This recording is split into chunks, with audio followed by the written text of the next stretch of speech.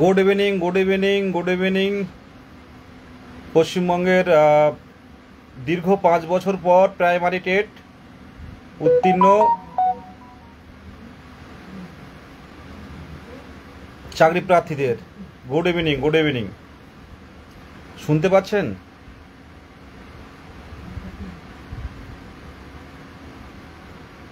হ্যাঁ, এবার শুনতে পাচ্ছেন?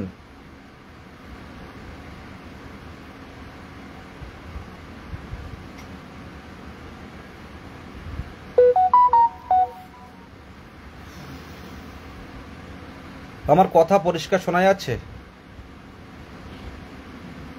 হ্যাঁ, থ্যাংক ইউ রফি ভাই, থ্যাংক ইউ।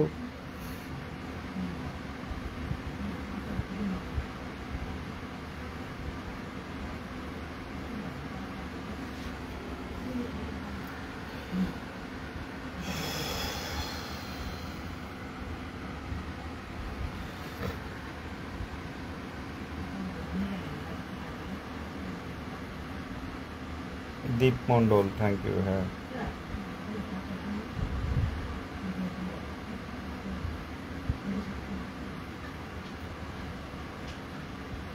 শুরু করব। থ্যাংক ইউ অচিন্ত ভাই, থ্যাংক ইউ। অনেক সক্রিয় Abhijit Sau, Samir Majumdar sir, Narendraji sir, Nayam Aktar sir, Abu Hasan sir, আমাদের মিজানুর ভাই sir, Dip Mandal sir, Samir Majumdar sir, Abu Hasan sir. হ্যাঁ, thank you. Tahina Khatun madam, Shivam Sarkar, Sukanta sir, আমাদের কৃষ্ণনগরের প্রদীপ চক্রবর্তী স্যার, দীপক স্যার। হ্যাঁ, দেখুন এইভাবে মানে লাইভে আসাটা মানে খুব আমার কাছে দিন দিন বিরক্তিকর হয়ে যাচ্ছে। সাধারণ লাইভ দেখছে অনেকেই, বারে বারে বলছিলেন, অনেকেই মেসেজও করছিলেন, দাদা কিছু একটা লাইভ করে এখন অবস্থানটা কি একটুখানি বলা হোক। কিন্তু আমার আগে যে উদ্যমটা ছিল, আজও সেই একই উদ্যম আছে, কিন্তু লাইভ করে আর সেইভাবে আর ভালো লাগছে না, কিন্তু বাধ্য হয়ে করতে হচ্ছে। কারণ হারিয়ে গেলে কিন্তু এই যে স্রোত যে আমরা দেখতে পাচ্ছি, মিডিয়াতে দেখতে পাচ্ছি, যোগ্য অযোগ্য, নতুন করে অযোগ্য লিস্ট বের হচ্ছে, তো আমরা হারিয়ে যাব। তো এইভাবে কি হারিয়ে যাওয়া ঠিক হবে? আজ যদি চেপে যাই আমরা, কি হতে পারে? নিয়োগ হবে না। আজকে আমাদের সত্যি কথাই বলতে কি খুব লজ্জা লাগছে। কি কারণে জানেন? খুব লজ্জা লাগছে একটাই কারণে। 19 তারিখে বিশাল আন্দোলন হলো কলকাতার রাজপথে। প্রত্যেক টেট উত্তীর্ণরা কলকাতার রাজপথে স্বতঃস্ফূর্তভাবে নেমেছিল। সেই টেট উতে মানে একটু আসতে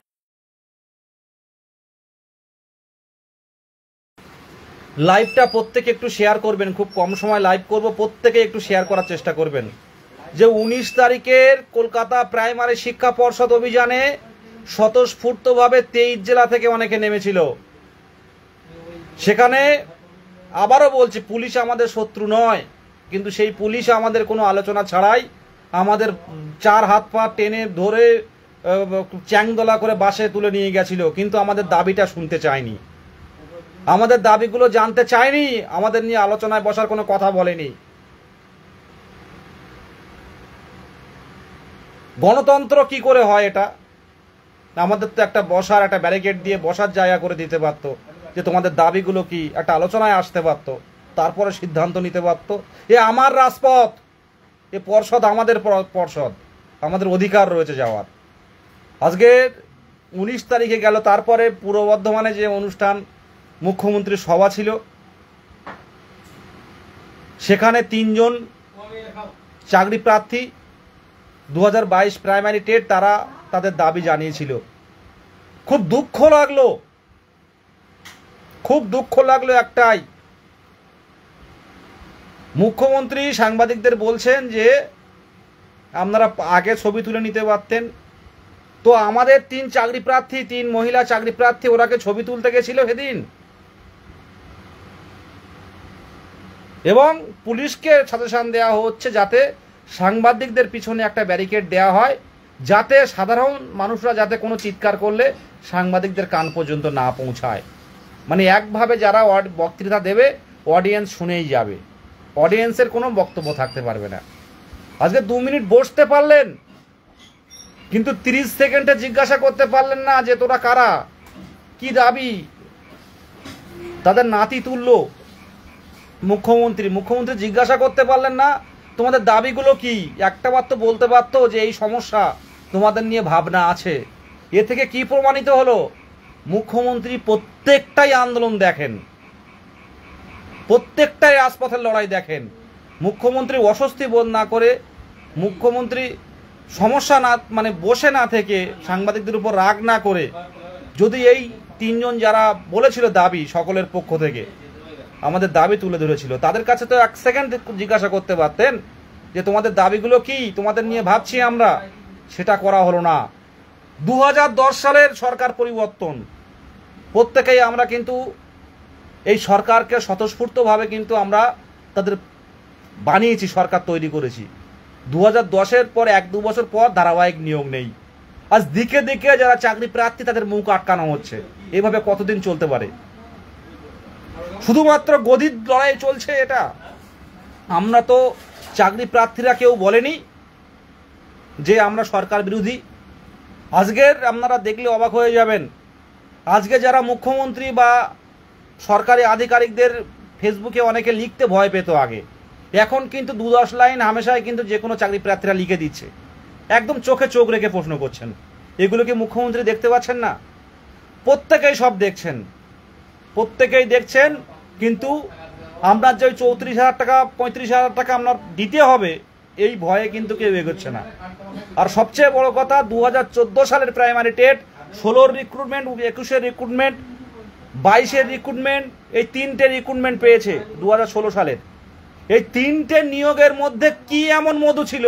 2014 সালের টেটে 3 বার নিয়োগ হলো, সেখানে কি দুর্নীতি হয়েছে বলে কি নিয়োগ হয়েছে? আর 22-এর টেটে স্বচ্ছভাবে করতে হবে। এখন বর্তমানে যেভাবে স্বচ্ছভাবে না করলে নয়। যারা আগে দালালি যারা দালাল করতো, মানে দালালি কাজ করতো, যারা এলাকায় এলাকায় তোমার প্রাইমারি স্কুলে চাকরি দেবো, 8 লাখ দাও, 10 লাখ দাও, 12 লাখ দাও, এখন তো কেউ দিতে চাইছে না। তো সেই কারণেই কি বন্ধ হয়ে আছে? কেন বলতে হচ্ছে সরকারের চোখে চোখ রেখে? 14 3 বার নিয়োগ পেয়েছে, 17 একবার পেয়েছে, 22 কি একবার পেতে পারে না? আজকে পূর্ব বর্ধমানে যারা গেছিল কারা? 2 জন সংখ্যালঘু ছিল, 2 জন সংখ্যালঘু ছিল। আমরা সবাই বুঝতে পারছি, এখন পরিষ্কারভাবে আর বলার কিছু নেই। কারা সংখ্যালঘু? কারা? যারা দুধ দেয়, যে কথাটা আগে হয়েছিল। সেই সংখ্যালঘু 2টো মহিলা ছিল ওখানে, একজনের বোরখাও পরা ছিল। জিজ্ঞাসা করতে পারতেন যে কি দাবি। জিজ্ঞাসা না করে কি করে তাদের আওয়াজ কানে আসবে না, তারা ডিস্টার্ব করতে পারবে না, সেগুলো দেখা হচ্ছে। কিন্তু 1 সেকেন্ড বলা হলো না যে তোমাদের দাবিগুলো কি। সলভ করতে পারতো, এটা তো গণতান্ত্রিক সিস্টেম। আজকে মুখ্যমন্ত্রী আছেন, কালকে না থাকলে ওনার কি কোনো ভ্যালু আছে? আর আমাদের যারা আমরা যাব, শুধু আমাদের মানে স্বপ্ন, আমাদের চাকরি না, এটা কোনো চাকরি না প্রাইমারিটা, এটা চাকরি বলে কেউ আমরা মানে ভাবি না। আমরা শিক্ষকতা পেশা ভাবি, এটা চাকরি নয়। আজকে আমি ঢুকলে কি হবে? একটা জায়গা, একটা শিক্ষক গেলে কি হবে? দেশের উন্নতি নয় এটা। আজকে শুধু শিক্ষকরা হবে মুখ থুবড়ে পড়ছে প্রত্যেকটা প্রাইমারি স্কুল। সরকারি যে আধিকারিক হোক না কেন, এখানে শিক্ষামন্ত্রী হোক, মুখ্যমন্ত্রী হোক, কেউ কিন্তু বাড়ি থেকে টাকা এনে তাদের জমানো টাকায় কিন্তু আমাদের স্যালারি দেবে না। তাদের গোছানো টাকায়, তাদের ব্যক্তিগত সম্পত্তি থেকে কিন্তু আমাদের স্যালারি দেবে না। আন্দোলনটা কেন করবেন না আপনারা? কেন করবেন না? প্রশ্নটা এখানে, কেন করবেন না আন্দোলনটা? পিছিয়ে যাবেন কেন? আপনার ন্যায্য দাবি, অধিকার আপনার আছে, নিয়ে নেওয়ার অধিকার রয়েছে। মনে আছে পূর্ব বর্ধমানে 3 মেয়ের, তারা নিজের ইয়েকে উৎসর্গ করে, ভয়কে আউট করে তারা সাহসিকতার পরিচয় দেখিয়েছে। আপনারা কেন যাবেন না? প্রত্যেকেই বলছি যে চাকরি প্রার্থীরা আবারও একটা আন্দোলনের ডাক দিয়েছে। আমি ব্যক্তিগতভাবে সাথে আছি। আমি নিজে, আমার যতই শরীর খারাপ হোক না কেন, আমি থাকবো। প্রত্যেকের উদ্দেশ্যে বলছি যে ডেট 11 তারিখে ঘোষণা করা হয়েছে, প্রত্যেকে আসুন। কেন যাবেন না আপনারা? 17 টেট, এই 14 টেট 3 বার নিয়োগ পেয়েছে। আপনি পেয়েছেন কি? আর আপনি ঘরে বসে থাকলে আপনাকে কেউ দেবে না। আর যারা বলছে এসএসসি এত আন্দোলন করেছে, তাদের হয়নি। এসএসসি সম্পূর্ণ কথা বলো না, একটু লাইভ হচ্ছে। আপনারা তো দেখলেন ভালো করে, বারবার ফোন আসে, আপনারা তো দেখলেন অযোগ্য লিস্ট। যে অযোগ্য লিস্ট সরকার, যে অযোগ্য লিস্ট এসএসসি দিয়েছে, এই অযোগ্য এতজন কিন্তু যোগ্য ক্যান্ডিডেট কিন্তু বাদ গেছে। তারপর কিন্তু অযোগ্য তৈরি হয়েছে। এতজন অযোগ্য, তারা হয়তো কেউ পড়াশোনার মধ্যে নেই, তারা হয়তো অন্যদিকে চলে গেছে, কেউ হয়তো গ্রাম অঞ্চলে গিয়ে সে চাষবাস করছে, তাদের চাকরি পাওয়ার কথাটা ছিল। এই সিস্টেম এইভাবে তো চলা সম্ভব নয়। এর আগেও হয়েছে, আমরা জানি। আমরা বারবারই বলি, আমার এই লাইভ শুধু সরকার বিরোধী নয়, লাইভটা সত্যের সাথে চলা, বঞ্চনার বিরুদ্ধে কথা। আজকে 3টে যারা আন্দোলনে যারা গেছিল, আন্দোলনের পর যারা মুখ্যমন্ত্রীর ওখানে গেছিল, কথা জিজ্ঞাসা করতে পারতেন। এই যে ওদের সাথে কথা বলিনি, এটা সমস্ত 22 স্টেটকে অপমান করা হলো। আর আমরা দেখিয়ে দিতে পেরেছি যে মুখ্যমন্ত্রীর মুখের সামনে আমরা কথা বলতে পারি। সামনের দিনে অনেকে বলে ঐক্যমঞ্চ কিনা, কোনো ঐক্যমঞ্চ নয় এখানে, কোনো ঐক্যমঞ্চ নয় এখানে। সমস্ত চাকরি প্রার্থীরা নিজের ন্যায্য দাবিতে, নিজের পরিবারের দিকে, মুখের দিকে তাকিয়ে, নিজের স্বপ্ন পূরণের স্বার্থে কিন্তু তারা কিন্তু প্রতিবাদটা করছে, স্বতঃস্ফূর্ত প্রতিবাদ। এখানে কেউ বলেনি কার কোথায় গিয়ে আন্দোলন করতে হবে, প্রত্যেকেরই স্বতঃস্ফূর্ত প্রতিবাদ। আজ পূর্ব বর্ধমানে হয়েছে, আগামী দিনে ঝাড়গ্রামে হতে পারে, এমনকি পুরুলিয়া হতে পারে, এমনকি মেদিনীপুরে হতে পারে, এমনকি 2 দিনাজপুর হতে পারে, 2 24 পরগনা হতে পারে, এমনকি কোচবিহার হতে পারে, এমনকি জলপাইগুড়ি, 2 দিনাজপুর হতে পারে, মালদা মুর্শিদাবাদ হতে পারে। চাকরি প্রার্থীরা তো প্রত্যেকটা প্রান্তে প্রান্তে আছে। যে কেউ দাবি জানাতে পারে, কিন্তু দাবিটা সলভ করা হচ্ছে না কেন? ওবিসি সমস্যা, তাহলে তো ফর্ম ফিল আপটা করে রাখা যেতে পারে যে কতজন ফর্ম ফিল আপ, কতজন আছে, তার অনুযায়ী শূন্য পদ দেবো। আপনারা 2 মাস কেন 3 মাস ওয়েট করুন, আমরা রাজি আছি। সেটাও বলছেন না, কোনো দিকে কিছু বলছেন না। প্রত্যেকের বুকে আগুন জ্বলছে। আর পুলিশ প্রশাসনকে বলবো পরিষ্কারভাবে, প্রতিবাদ করার জায়গা তৈরি করে দিন।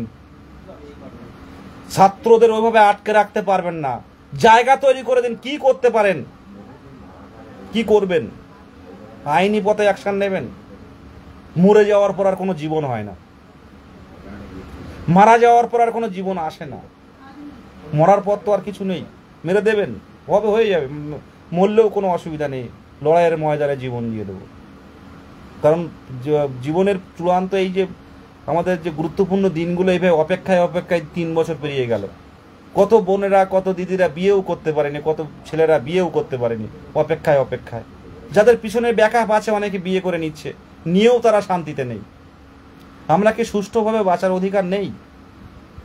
কেন 2 বছরের ট্রেনিং দেওয়া হলো? সেখানে কোনোদিন প্রত্যেক দিন কলেজে যেতে হবে, কোনো খাতা বাদ দিলে হবে না। ইন্টারনাল, এক্সটার্নাল, ইন্টার্নশিপ প্রত্যেকটা পর করতে হয়েছে আমাদের। তো এগুলো করার মানেটা কি তাহলে? আবার যদি 12,000, 11,000, 13,000 ভ্যাকান্সি থাকে, দিয়ে নিয়োগ হয়, সেখানে অনেক শ্রেণী বাদ যাবে। আরে আমরা কি বাংলাদেশ থেকে এসছি? আমাদের কি কর্মসংস্থান পাওয়ার অধিকার নেই? প্রত্যেকের উদ্দেশ্যে বলছি, 11 তারিখে রাজপথে নামুন, আবারও নামুন। আবারও বললো পুলিশ প্রশাসনকে, এখানে কোনো বিদেশ গাজী নয়, কোনো ঐক্যমঞ্চ নয়। এখানে সাধারণ চাকরি প্রার্থীরা দিচ্ছে ডাক, 22 স্টেট নিয়োগ পাক, লাগাতার পদ্ধতিতে আন্দোলন হবে। মুখ্যমন্ত্রী যেখানে যাবে, আমি বলছি না যেতে, কিন্তু যেখানে যাবে সেখানেই 2022 প্রাইমারি টেটরা যাবে। পুলিশ প্রশাসন ব্যাগ চেক করে যে করে করুক না কেন, এই ছাত্রদের আর আটকে রাখতে পারবেন না। কি হতে পারে, কি হতে পারে বলুন? ভয় দেখায় অনেকে লিগ্যাল অ্যাকশন নেবে। কি কারণে নেবেন বলুন? কি অধিকার হচ্ছে নেওয়ার? একটা কর্মসংস্থান দিতে পারেন না? রাতে যারা কান্নাকাটি করে, যারা বাবা অসুস্থ, ওষুধ কিনতে পারে না ঠিকঠাক করে, হয়তো ভালো জায়গায় ট্রিটমেন্টটা করতে পারতো। 2 বছরের ট্রেনিং দিয়েছে জমি জায়গায় বিক্রি করে, মায়ের কানের নাকের বন্ধক দিয়ে কোচিং সেন্টারে ভর্তি হয়েছে পাশ করবে বলে। তারপর রাত জেগে ট্রেনে বাসে পড়াশুনো করে, রাতের পর রাত পড়াশুনো করে মক টেস্ট দিয়ে যে ছেলেটা কোয়ালিফাইড লেখাটা দেখলো, তাকে যদি 3 বছর বসিয়ে রাখা হয়, এই বঞ্চনা, এই দিনগুলো আপনারা ফিরিয়ে দিতে পারবেন? ও পুলিশ বাবুরা, আপনারা কি পারবেন? একে ধর, একে ধর, যে স্লোগান দিচ্ছে তাকে ঘাট ধরে ধরে ধরেছেন, পারবেন? রুখে আমরা দাঁড়াই, আপনারা পারবেন? যে স্লোগান দিয়ে তাকে ভিড়ের মধ্যে গিয়ে তাকে তুলে নিয়েছে, এই মালটাকে ধর। আমরা কি মাল? আমরা চাকরি করছেন পয়সার বিনিময়ে। সুযোগ দিন, সুযোগ দিন আন্দোলন করার। প্রত্যেকটা পুলিশ প্রশাসনকে বলবো, বিধাননগর উত্তর দক্ষিণ পূর্ব প্রত্যেকটা থানাকে বলবো, সুযোগ দিন লড়াই করার। ছাত্র আন্দোলন কি ভয়ানক পরিস্থিতি দেখা দিতে পারে, সেটা আমরা আন্তর্জাতিক অবস্থাটা দেখুন। এভাবে আটকে রাখবেন না। আপনারাও তো বুঝতে পারছেন, আমাদেরকে অনেকেই তো বলে যে তোমাদের নিয়োগটা দরকার, আপনাদের নিয়োগটা দরকার আছে। সুযোগ দিন, আমাদের বসতে দিন। সরকার আমাদের সাথে ডাইরেক্ট আলোচনায় বসুক। প্রত্যেকটা ছেলেরা কিন্তু নিজের যোগ্যতা অর্জন করেছে। এনসিটির গাইডলাইন মেনে টেট উত্তীর্ণ হয়েছে। আমি তো গৌতম স্যারের সাথে কথা বলে যেটুকু বুঝলাম, ওনার 100% নিয়োগ করার ইচ্ছে আছে। সরকার না করলে কি করে করবে? ওনাদের ক্ষমতা নেই আলাদা করে ভ্যাকান্সি তৈরি করে নিয়োগ করা, সিস্টেমটা সম্পূর্ণ আলাদা।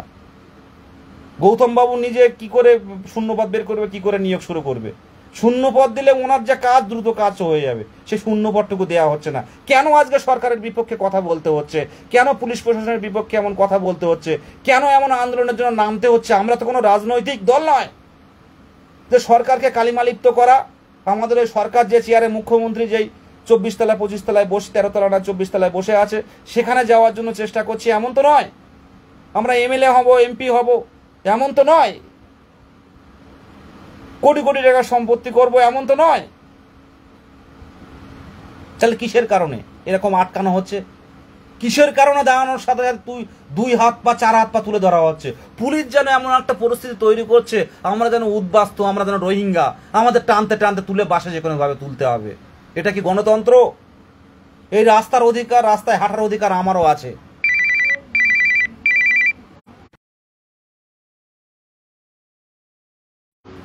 দেখো 2010 সালে, 2010-এর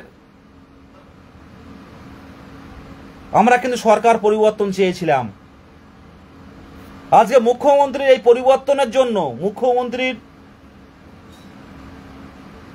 তখন মুখ্যমন্ত্রী ছিলেন না, তার সাপোর্টেও কিন্তু আমরা অনেক কিছু করে গেছি যে এই সময় একটা পরিবর্তন দরকার।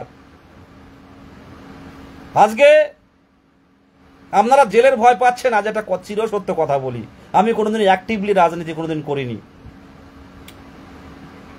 আমি কোনোদিন সক্রিয়ভাবে রাজনীতি করিনি, কিন্তু আমার যে মেসে থাকতাম এক সময়, তো সেখান থেকে আমি যেতাম মাঝে মাঝে কলকাতায়।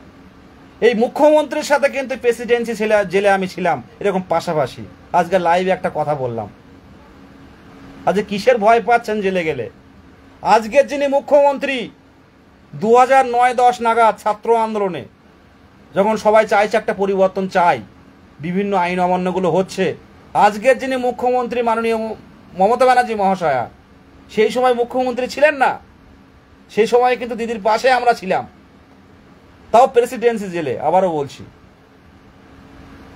আমরা চেয়েছিলাম একটা পরিবর্তন। আর যারা বলে যে না রাজনীতি করে, তাদের বলি তাহলে হয়তো অযোগ্য লিস্টে আমার নামটা থাকতো। কিছুই করি না টিউশনি ছাড়া। যারা রাজনীতি করে, যাদের বাবা মা অ্যাক্টিভলি রাজনীতি করে, কেউ বসে নেই, সবাই কোথাও না কোথাও ঢুকে গেছে। আর আমরা যারা বসে আছি, আমাদের কোনো সোর্স নেই। কেউ জেলের ভয় পাবেন না, পুলিশ আটক করছে ভয় পাবেন না। সামনের দিনে লাইফটা অন্যরকম হবে। আর মাননীয় মুখ্যমন্ত্রী যদি আমার সামনে কোনোদিন আসে, আমি বলবো পরিষ্কারভাবে, 2009-10 নাগাদ প্রেসিডেন্সি জেলে আমিও ছিলাম। তখন মুখ্যমন্ত্রী না, মমতা ব্যানার্জি ছিল, জননেত্রী মমতা ব্যানার্জি পাশে সামনে, এরকম সামনে কেউ ছিল না তখন। আমি অত বুঝতাম না এত কিছু। তখন একটা মেসে থাকতাম, সেখান থেকে দাদারা নিয়ে গেছিল। ভয় পাবেন না, নিজের অধিকার ছিনিয়ে নেওয়ার জন্য আসুন। আর পুলিশ প্রশাসনকে বারবার বলা হচ্ছে যে দেখুন, আপনাদের সারা পশ্চিমবঙ্গে দেখতে বাকি নেই। পূর্ব বর্ধমান জেলায় যে ঘটনাটা ঘটলো, মুখ্যমন্ত্রীর কাছে জানালো তাদের দাবি, মুখ্যমন্ত্রী শুনলেন না। শুনবেন কি? ওনার তো দেখা আছে 19 তারিখের আন্দোলন, উনি দেখেছেন, প্রত্যেকটা পেজে দেখেছেন 19 তারিখের আন্দোলন। সেটা নিয়ে একটা কোনো একটা কিছু দেয়া গেল না, নোটিফিকেশন, এই সমস্যা। দেখুন, নিজের জায়গা ছাড়বেন না, পরিষ্কার কথা বলছি। আজকে কোটি কোটি টাকা খরচ হচ্ছে, কোটি কোটি টাকা, পাড়ায় পাড়ায় সমাধান থেকে শুরু করে এইসব বিভিন্ন সরকারি প্রকল্পের অনুষ্ঠান থেকে শুরু করে, আমরা কি তার হিসেব চাই? আজকে অযোগ্য লিস্ট কেন হলো? অযোগ্য লিস্টটা কেন এলো?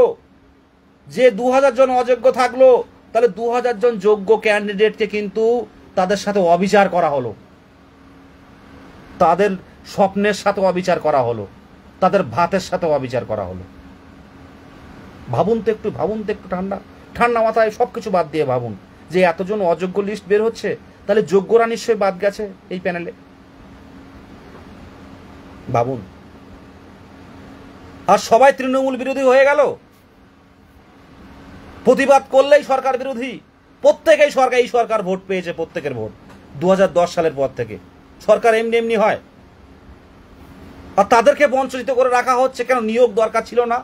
একটা প্রাইমারি 50,000 নিয়োগ দিলে তো মিটে যায়। সব কিছুতে কোটি কোটি টাকা খরচ হচ্ছে বিভিন্ন দিকে। আপনারা কেন বুঝতে পারছেন না? 11 তারিখের আন্দোলনে প্রত্যেকে আসুন, তৈরি হন। আমার একটু শারীরিক সমস্যার কারণে আমি লাইভে অতটা আসতে পারি না। প্রত্যেককেই বলছি 11 তারিখে তৈরি থাকুন। মারবে মারুক, যেখানে পাঠাবে সেখানে যাক। আমরা আমাদের দাবিটা বলবো যে 5 বছর পর নতুনরা পরীক্ষায় বসেছে, উত্তীর্ণ হয়ে আরো 3 বছর পেরিয়ে গেছে। আমরা কি একবার সুযোগ পেতে পারি না? চাকরি দূরে থাক, এটা কি অন্যায়? ওবিসি সমস্যা হতে পারে, তাহলে এই ওবিসি সমস্যা 2010 সালে কেন ক্লিয়ার হলো না? আজকে পর্যন্ত কেন হলো? আপনাদের সব হচ্ছে, আপনারা সব কিছু করছেন, কিন্তু নিয়োগের বেলা জিরো। আরে 10, 12, 15, 17 এই ভ্যাকান্সি নিলে চলবে না। আরো একবার রাজপথে চলুন। কোনো ভয় নাই, কোনো ভয়। কিসের ভয় বলুন তো? কিসের ভয়? আমি কিছুদিন ওয়েট করছিলাম যে আমাদের সাথে কেউ যোগাযোগ করতে পারে কিনা, তাহলে আন্দোলন তুলে নেব, যে আমাদের দাবিগুলো তুলে নেওয়া যায় কিনা। আমাদের বারবার একটা কথা বলি, শুধু এই চাকরি প্রার্থীরা এই লাইভ দেখছে না, অনেকেই দেখেন যারা প্রশাসন। আমি পুলিশ প্রশাসনকে অনুরোধ, বিভিন্ন সরকারি আধিকারিককে অনুরোধ, যে দেখুন, আন্দোলন করাটা কিন্তু আমাদের লক্ষ্য নয়। যে মা তার বাচ্চাকে রেখে কোচবিহার থেকে আগের দিন দুধ খাওয়া বাচ্চাকে রেখে অন্য বাড়িতে দুধ খায় বাচ্চা, সেই কোলের বাচ্চাকে রেখে বিকালবেলা বেরিয়েছে, পরের দিন সকালবেলা কলকাতায় এসে আন্দোলন করবে। তাই আশা করি এটা খুব আনন্দের জন্য আসছে না, আবার মাথায় আসছে না। অনেক কাহিনী আছে, অনেকের বাবা হারিয়ে গেছে, অনেক প্রতিবন্ধী ক্যান্ডিডেট হাহাকার করছে। আরে মানুষের জন্য রাজনীতি। আর এখন হচ্ছে এ বলে তুই খারাপ আমি ভালো, ও বলে তুই খারাপ আমি ভালো, এই হচ্ছে রাজনীতি হচ্ছে। শাসক দল আর বিরোধী, এ এক বলছে ও এক বলছে। ওরা বলে তোরা খারাপ আমি ভালো, ওরা বলে আমি খারাপ আমি ভালো তোরা খারাপ, এই ঘটনা চলছে। আরে ভাই, চাকরি প্রার্থী কর্মসংস্থান দিলে প্রত্যেকটা ক্যান্ডিডেট পাশে থাকবে সরকারের, আলাদা করে কিছু বলার থাকে না। শুধু মানুষের জন্য সরকার, মানুষের জন্য এই করতে পারি, মানুষের জন্য ওই করতে পারি, মানুষের জন্য এই হবে, মানুষের জন্য ওই হবে, এই হবে। আদৌ কি হচ্ছে? কিছু অনুদান পাইয়ে দেয়া। আজকে যে গানের শিল্পীরা 1,000 টাকা দিতেন, আজ 1,500 টাকা দিচ্ছেন। তারা আবার বলছে আরো 2,000 টাকা 3,000 টাকা বাড়াতে হবে। কত দিয়ে পারবেন আপনারা? আজকে তামিলনাড়ুর দিকে দিকে দেখতে পাচ্ছেন সব স্বাবলম্বী, সেলাই কারখানা, মোড়ে মোড়ে সেলাই কারখানা, তারা অন্য রাজ্যে যায় না কাজ করতে। আমার ছোট ভাইটাই বাড়িতে অনেকেই কাজ করে। আজকে ভাবুন তো, পরিযায়ী শ্রমিক 5,000 টাকা করে কাদের দেবে? এদের চিহ্নিত কি করে করবে? আরে পরিযায়ী শ্রমিকদের টাকা দিচ্ছেন, পরিযায়ী শ্রমিকের কাজ করে আমাদের বাড়ির দিকে সবাই 2তলা 3তলা দিয়েছে বাড়ি। আর যারা পরিযায়ী শ্রমিক তামিলনাড়ু, ব্যাঙ্গালোর, কেরালায় যায়নি, গুজরাটে যায়নি, তারা এখন গরিব থেকে গেছে। কিন্তু বাইরে যারা কাজ করে মাসের শেষে 25 থেকে 30,000 টাকা ইনকাম করে তারা সেলাই কাজ করে। আপনি 5,000 টাকা দিয়ে কি করবেন? এগুলো চাপিয়ে দিচ্ছেন, সব কিছু নিতে হবে। এটা একটা ভুল পন্থা অবলম্বন হচ্ছে। সুস্থ পরিবেশ চাইতে গেলে স্বাভাবিক পরিবেশ, যারা চাকরি পায় তারা কিন্তু সরকার বিরোধী কথা বলে না, কোনো বঞ্চনার বিরুদ্ধে কথা বলে না। এখন কেন লাইভ করতে হচ্ছে? যদি নিয়োগটা হয়ে যেত কেউ লাইভে আসতো না, আর কারো সাহস থাকতো না এরকম লাইভে এমন বড় বড় কথা বলার। সবাই নিজের পরিবার, স্কুল নিয়ে থাকতো, স্কুলে কি করে গঠনমূলক কাজ কি করে এগোবে এটাই থাকতো। কিন্তু আজকে কেন লাইভ করতে হচ্ছে? কেন লাইভে আসতে হচ্ছে? এই প্রশ্নটা কারোর কাছে আসে না। আজকে মন্ত্রীর ছেলে, প্রধানের ছেলে, কাউন্সিলরের ছেলে, আজকে মন্ত্রীর মানে বৌমা, তারাও অযোগ্য লিস্টে আছে। বুক ফাটিয়ে বলে দিচ্ছেন, পরে দেখব। এর থেকে দুর্ভাগ্য আর কি হতে পারে বলুন তো? এখন কি নিয়োগের সমস্যা? মানে 2014 সালে যে নিয়োগটা দিলেন, যাতে ম্যাক্সিমামই কিন্তু কিভাবে ঢুকেছে আমরা জানি বাড়ির আশেপাশে। এখন 32,000 বাঁচাবেন, 32,000 কি হবে তাই দেখে নিয়োগ দেবেন। আর এসএসসি হলো 7-17-তে, 7-14-তে এসএসসি হবে, তারপর গ্রুপ ডি নিয়ে এই ভোটটা কাটিয়ে দেবেন। তাই তো? প্রত্যেকের উদ্দেশ্যে বলেছি 11 তারিখে পথে নামুন, 11 তারিখ পথে নামুন। যা হয়, যা স্টেপ হয়, যা মেরে ফেলা হয়, যা গুলি করা হয়, যা লিগাল অ্যাকশন নেওয়া হয়, নিতে রাজি আছি আমরা। এই লড়াই বাঁচার লড়াই, কেউ পিছিয়ে যাবেন না। আর গতদিন যে পিছিয়ে এসেছেন, এবার দাঁড়াতে শিখুন, প্রত্যেকের উদ্দেশ্যে বলছি।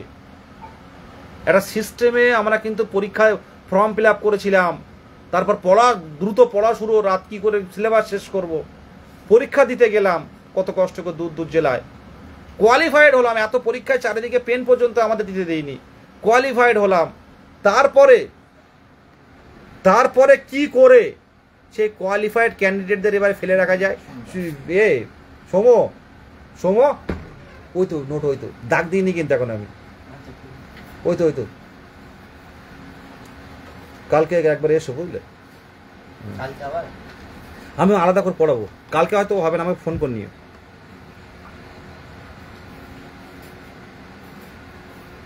ঠিক, আর 5 মিনিট হয়, 5 মিনিট বসো, বাইরে বসে যাচ্ছি। যাই হোক, আমার স্টুডেন্টরা এসেছিল, ওদের ওই সব উচ্চ মাধ্যমিক পরীক্ষা তো। যাই হোক, দেখলাম যে মুখ্যমন্ত্রীর যে মানবিক দিক, সবাই বলে মানবিক মুখ্যমন্ত্রী, একবার জিজ্ঞাসা করতে পারতেন ওই 3 কন্যাকে। আজকে পূর্ব বর্ধমান হয়েছে, কাল পশ্চিম মেদিনীপুরে হবে, পরের দিন ঝাড়খণ্ড, 2 বাঁকুড়া, 2 24 পরগনা, 2 দিনাজপুর, কোচবিহার, বাঁকুড়া, বীরভূম। কেউ আটকাতে পারবে কি? আবারও বলছি, সরকার বিরোধিতা করা, সরকারের কর্মসূচিতে ব্যাঘাত ঘটানো, কোনো পার্টিকে বলা, কোনো বিরোধী পার্টিকে বলা, শাসক দলের পার্টিকে বলা, এগুলো আমাদের কাজ নয়, এগুলো আমাদের কোনো ইন্টারেস্ট নেই। আমরা বাধ্য হচ্ছি। আর 11 তারিখে সমস্ত চাকরি প্রার্থীদের, আমি তো এই বেশ কয়েকদিন যেদিন থেকে অ্যানাউন্স হয়েছে, আমার গ্রুপে কিন্তু আমি কোনো 11 তারিখ নিয়ে কোনোরূপ প্রচার করা হয়নি। আমি চাইছিলাম যে সরকারি কেউ যদি কোনো আধিকারিক যোগাযোগ করে তাহলে আমরা আন্দোলন তুলে নেব, কিন্তু আজও পর্যন্ত কেউ কোনো দিকে কিন্তু কিছু বলছে না। তাই 11 তারিখে থাকছি, যেভাবে হোক থাকছি। এই বঞ্চনা, এই চোখের জল আর দেখতে পাচ্ছি না। আজকে যে বোনটা বলছে যে মা মারা গেছে, সেই মায়ের কানের বন্ধক দিয়ে কোচিং সেন্টারে বা বিভিন্ন কাজে লাগাচ্ছে, বা গ্রুপ থেকে লোন নিয়ে পড়াশুনো চালিয়ে যাচ্ছে। এই 3 বছর তারা অপেক্ষা করে আছে। আজকে লাখ লাখ জনতার মাঝে যখন কন্যা যখন চিৎকার করে বলল দিদি আমাদের নিয়োগ চাই, তাদের ভিতরেও কিন্তু একটা ভয় কাজ করেছে, তাদের ভয়টাও কিন্তু আউট হয়ে গেছে। আমি দেখছিলাম ভয় অবশ্যই ছিল, কারণ তাদের যে কথাবার্তা বলছিল আমি দেখছিলাম সেই জায়গায় অনেক ভয় ছিল তাদের, কিন্তু পেরেছে কিন্তু। আর সামনের দিনে কাউকে বলতে হবে না, প্রত্যেকেই মুখ্যমন্ত্রীর মুখের সামনে কথা বলতে শিখে গেছে। আর এই জায়গাটা, এই যে চাকরি প্রার্থীদের যে আন্দোলন, যে স্বতঃস্ফূর্ত আন্দোলন, বিরোধী দলের নেতা বলছিলেন সেদিন যে এই আন্দোলন যা যা দেখলাম করুণাময়ীতে, এই আন্দোলন স্বতঃস্ফূর্ত আন্দোলন, এত আন্দোলন এইরকম দেখা যায় না। আমাদের পিছনে কিন্তু কোনো পার্টির লিডার ছিল না, আমরা চাইলে কিন্তু যে কেউ আসতো, কিন্তু আমরা চাইছি না, চাইতাম না, এখনো চাইছি না। স্বতঃস্ফূর্তভাবে রাজপথে নামবো, পুরোপুরি অরাজনৈতিকভাবে পুরো চাকরি প্রার্থীরা স্বতঃস্ফূর্তভাবে নামবো। এই তিনটে বোন যারা গিয়ে মুখ্যমন্ত্রীর সামনে বললেন, এটা অনেক সাহসিকতার পরিচয় দিয়েছেন। ওনাদের নানান রকম সমস্যায় পড়তে হচ্ছে, কিন্তু ওনারা একভাবেই আছেন যে আমরা যেটা বলেছি এটা অন্যায় কিছু নেই, আমাদের দাবি রেখেছি। আমরা দীর্ঘদিনের বঞ্চনার বিরুদ্ধে বঞ্চনা হয়েছে সেটা বলেছি মুখ্যমন্ত্রীকে। আমরা কলকাতায় গেলে উনি শোনেন না, কিন্তু বাড়ির পাশে এসে আমরা বলেছি। সামনের দিনে প্রত্যেকটা জেলা ক্যান্ডিডেটরা নিজে ভাবুন সামনে বলবেন কিনা। যে কথাটা আমি বলছিলাম, এই সরকার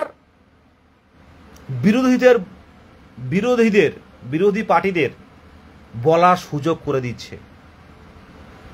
দেখুন ভালো করে, যে চাকরি প্রার্থীর সমস্যা 2022 প্রাইমারি টেটদের, তাদের ডেকে নিয়ে তাদের কি সমস্যা কি বলা হোক, তাদের নিয়ে দেনান দেওয়ার কাজ করুক, যে এদেরকে ব্যবস্থাটা হোক, কত শূন্যপদ দেবে। সেটা না করে যত আন্দোলন করছি, সেই আন্দোলনের একটা তো ঢেউ থাকে, সেই ঢেউ চারিদিকে হচ্ছে, বিরোধীরা তো এটা অস্ত্রভাবে ব্যবহার করছে। কিন্তু এই সরকারের আদৌ লক্ষ্যটা কি? যে চাকরি প্রার্থীদের কথা শুনবো না, চাকরিজীবীদের কোনো কথা শুনবো না, একটা নির্দিষ্ট সম্প্রদায়ের উপর ভরসা করব, তারা দেবে, আর বাদ বাকি যারা আছে তারা দেবে, পার্টিতে যারা আছে। এটা তো চলতে পারে না। 2010 সালে বুকে চিতিয়ে দিয়েছিলাম সামনে যে পরিবর্তন চাই, এই পরিবর্তন চাইনি আমরা। মুখ্যমন্ত্রীর সামনে আমি গেলে আমাকে যদি 2 মিনিট বলার সুযোগ দেন, আমি বলবো নিখুঁত বাংলা একদম বলবো, সুন্দরভাবে বুঝিয়ে বলবো। মুখ্যমন্ত্রী হয়েছেন 2010-এ, একার লড়াইয়ে নয়, অনেক ছাত্ররা তার সাথে মিশেছিল, পরিবর্তন চেয়েছিল। সেই পরিবর্তন এই মুখ আটকানো পরিবর্তন নয়।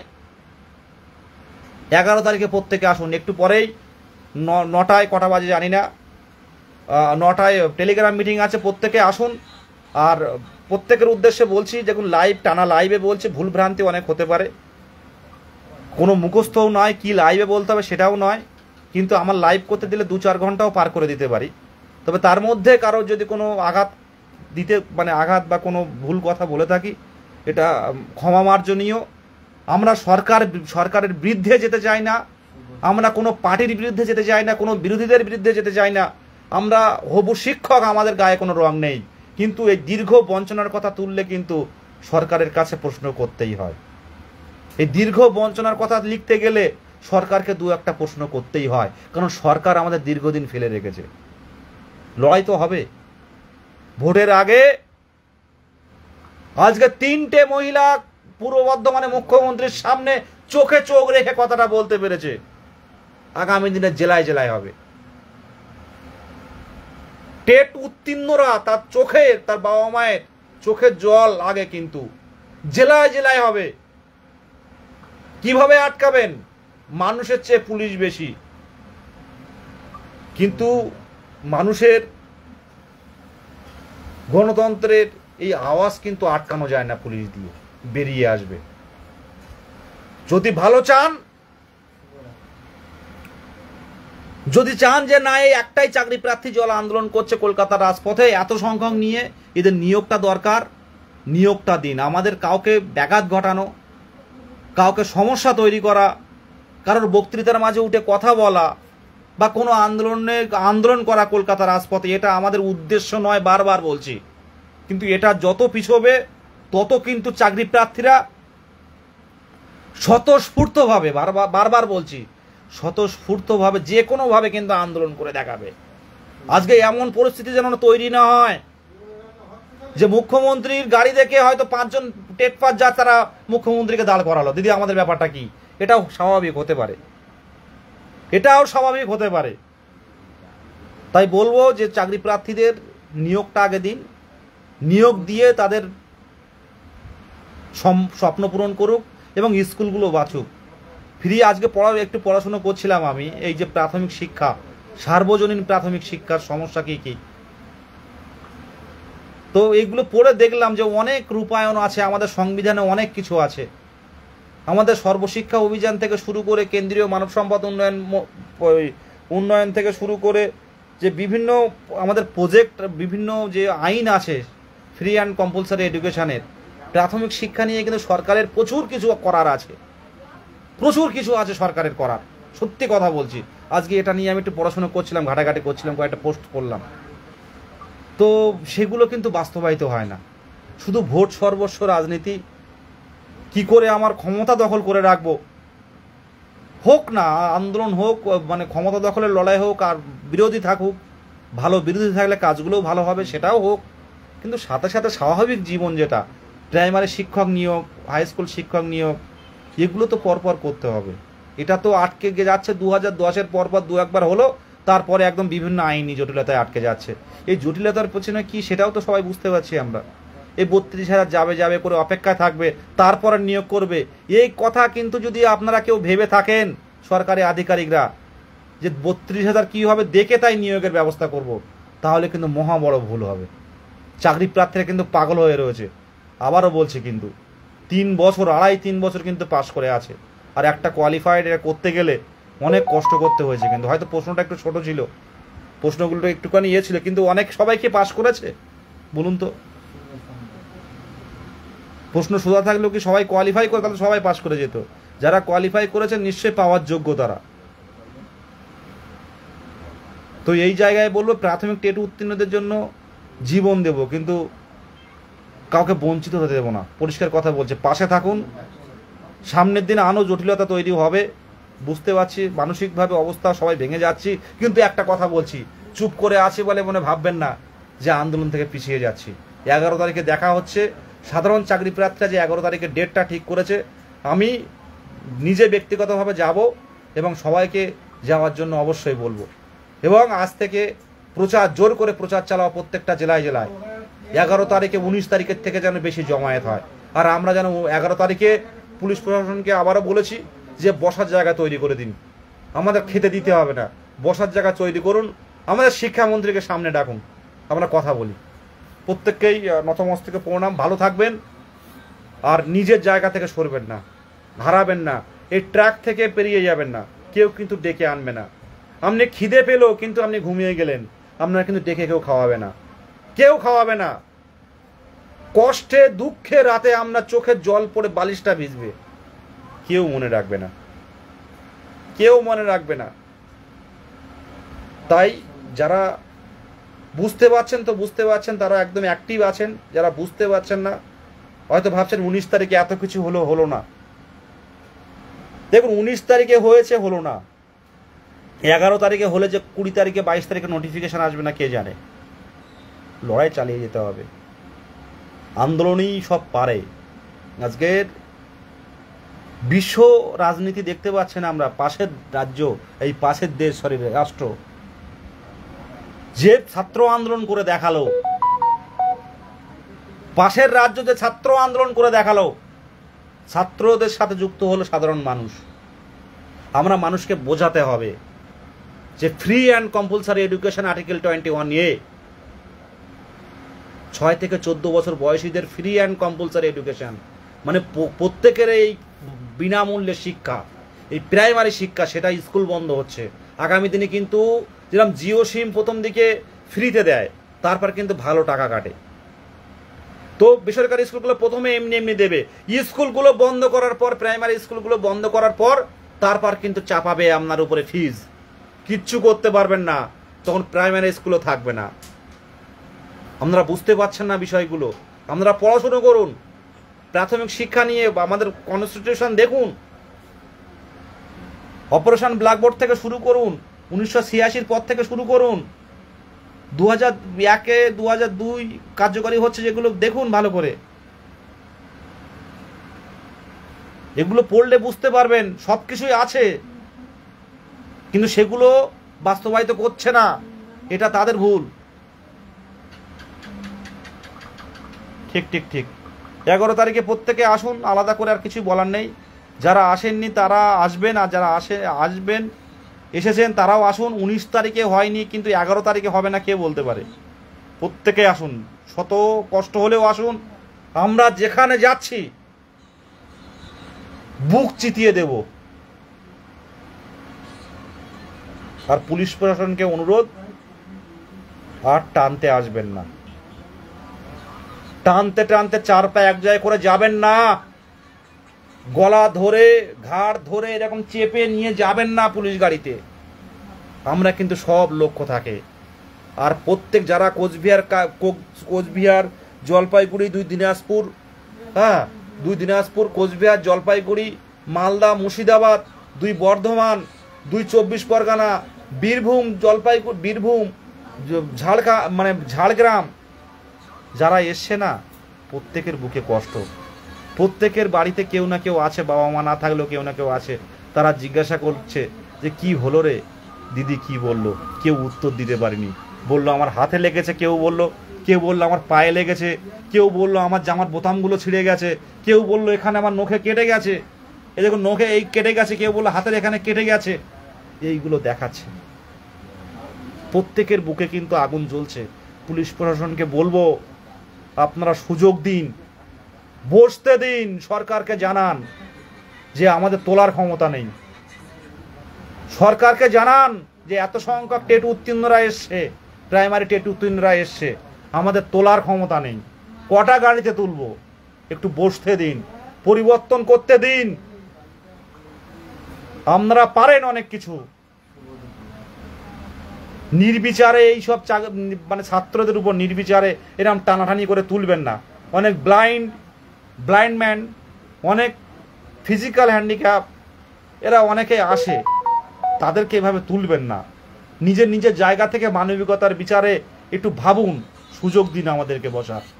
23 জেলার প্রত্যেক টেট উত্তীর্ণকে অসংখ্য ধন্যবাদ। সাথে পুলিশ প্রশাসন আধিকারিক অনেকেই লাইভ দেখেন, প্রত্যেকের উদ্দেশ্যে বলছি যে কেউ কারোর শত্রু নয়। আমরা খুব বঞ্চনার মধ্যে আছি, খুব বাজে পরিস্থিতির মধ্যে আছি। এই পরিস্থিতি ভোলার নয়, খুব বাজে পরিস্থিতির মধ্যে। অনেকের বাবা মা দেখতে দেখতে হারিয়ে যাচ্ছে। আর জীবনে তো আর বাবা তৈরি হবে না, আর মা তৈরি হবে না, একটাই বাবা মা, তো হারিয়ে যাচ্ছে।